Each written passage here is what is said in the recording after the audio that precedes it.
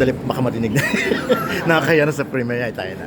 Hindi kasi yung Thai film, kumita siya. Ay, oo. So, anong reaction mo doon? I mean, No, hindi for kasi- this year, ang hina ng mga pelikula, I know. di I ba? mean, pagprangkahan tayo Oo. mula ng Metro Manila Film Fest.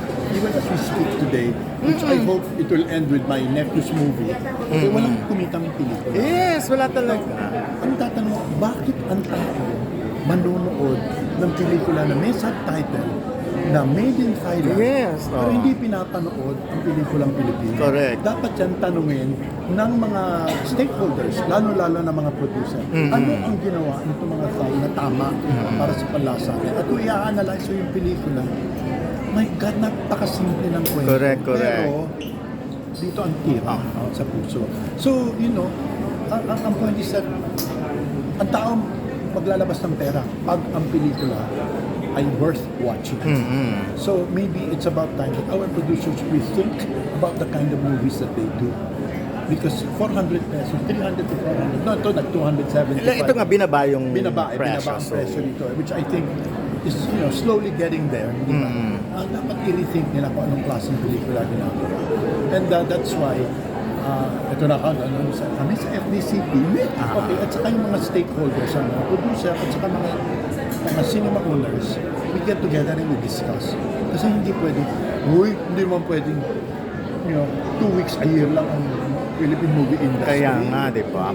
Pang festival lang ba? Oo, hindi pwede. So, we're all working hard. So yun ang nakita mo na naging Oo. problema talaga. Oo, ang problema talaga, manunood sila kung sa tingin nila, yung papanoorin nila ay may kahalagahan doon sa may babayan nila. Tsaka isa pa, Pero hindi nga siya, in terms of publicity, hindi nga maingay yung wala na. Kaya nga nagulat na lang Yun lahat sabi namin, there is no more powerful publicity than word of mouth. Pag Correct. nanggaling ang word, at saka alam mo, nagpa-survey kami, mga karamihan kung saan nila kumakain, hinihintay nila ang mga opinion sa Facebook. Okay. At saka yun ang yung mga kumakalat na word of mouth and social media. Hopefully, I mean, ma-realize natin yun, na, teka muna, we can't do the same films as we were doing in 2018.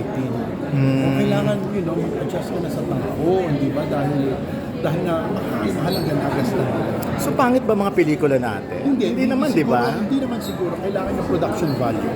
Kasi isipin mo 2.5 years tayong nakulong ng pandemya. Okay. Nakatutok tayo sa Netflix, nanonood tayo ng mga Korean novela. At nag-join ka rin sa paggawa ng mga movies pang... Oo, gano'n. Pag pinanood mo yung production value niya, Diyos ko dahil, magkano ginagasta nila. Kaya nagkakawa yan ng Korea kasi ang kanilang audience, the world. Hindi ba?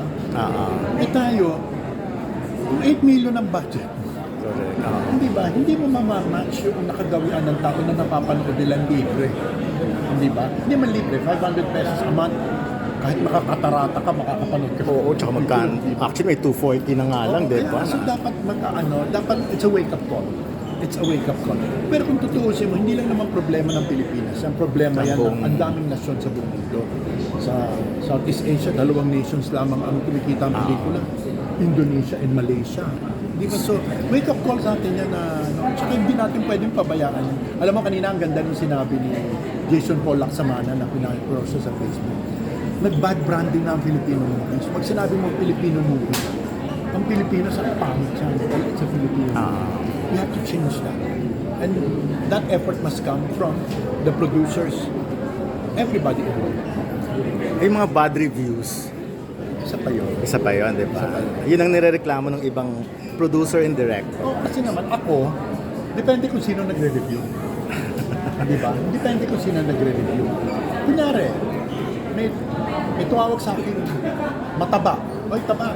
Nakita ko mas mataba siya sa akin. Ito ko maniniwala sa kanya. Correct, Diba? oo. Yung kredibilidad, okay? Yung kredibilidad ng kung sino ang namimintas, yun ang dapat kilatisin mo. Kasi ang social media ngayon, hindi mo na nakikilatis at tanggap ka na lang ng tanggap. Correct. Di ba? At saka tulad sinabi ko, kahit ako tawagin ng mataba, ng mas mataba sa akin, payat pa rin ako dahil mas mataba siya. Oo, tsaka sexy ka naman talaga, in fairness. So kailan meeting mo with Malacanang ulit? Di ba ang mga producers, Oo, mga oo. film leaders may meeting with Oo, with Lam, First the Lady, First Lady. Medyo na-delay yan kasi very busy siya because of the launching ng Intramuros, yung Centro de Turismo Yes, ng Intramuros. At saka ngayon, yung Independence Day, we're meeting after that. So anong pag-uusapan doon? Kung paano tulungan ang industriya para mabuhay ulit. Alam mo, hindi pwede yung kanya-kanya tayong diskarte kung paano may. Kailangan may roadmap talaga, may plano, lahat. Naiisa lamang na buhayin ito. Di ba ang saya-saya noon? Correct. Naalala Diyos ko, mo, naabutan saya- natin yung mga Oo, ganon. Ang saya-saya noon. Na, Sabi ko nga noon, ang kasabay kong manood mga estudyante. ngayon May kasi- pera sila. ngayon Magkano kasi- lang? Ngayon, Diyos ko. Di ba? Ngayon, afford ba ng estudyante? Yan manood ng nga. ganon? Kung maibababa yan, at saka may dahilan din naman ng mga sinihan. kung Kaya bakit- ng priorities. Oo. Yun lang. Pinaprioritize. Correct, Hindi wala na. na eh. No, kasi nga, unang-una pa, kunyari, palabas kayo ng pelikula.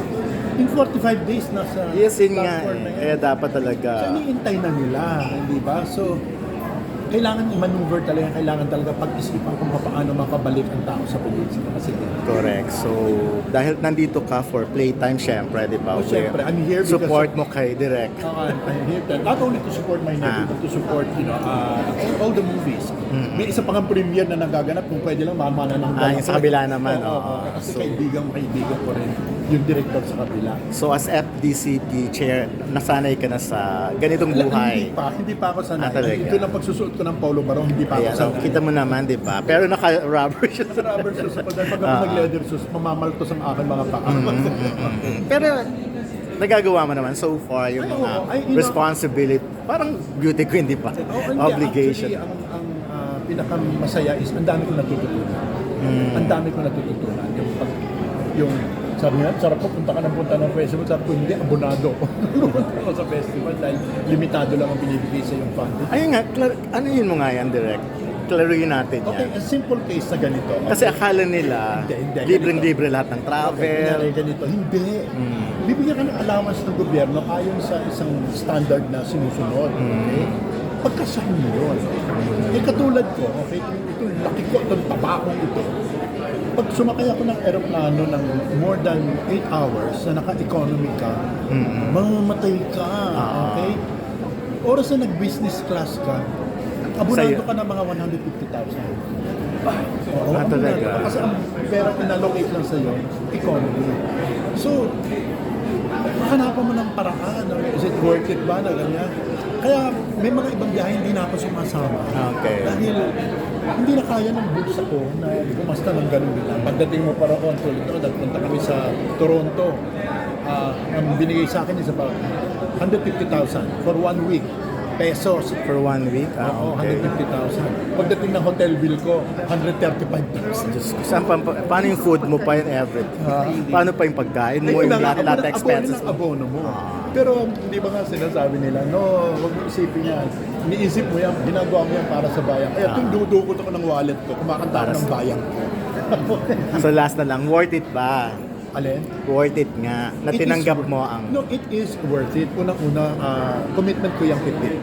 Dahil ni-request ako ni Pip, commitment ko yung tipid. Ikalawa, ang laki-laki ng utang na loob ko sa movie industry. Dahil kung hindi dahil sa movie industry, hindi ako magiging kung sino ako ngayon. Siguro it's about time that I give back. At saka, Diyos ko sa dami-dami ng pelikulang ginawa ko, hindi ba? Siguro it's about time naman na bigyan mo ng mas malawak na pagkakataon yung next generation. You work hard so that they will be better than you. So magtatagal ka sa posisyon? Hanggang 1.5 years na yung tenure ko. Titignan natin kung magtagal ako sa posisyon. Ayan, sige. Depende kung ma-renew ako. Sige, good luck ha. Good luck! Ayan. Thank you, Direk.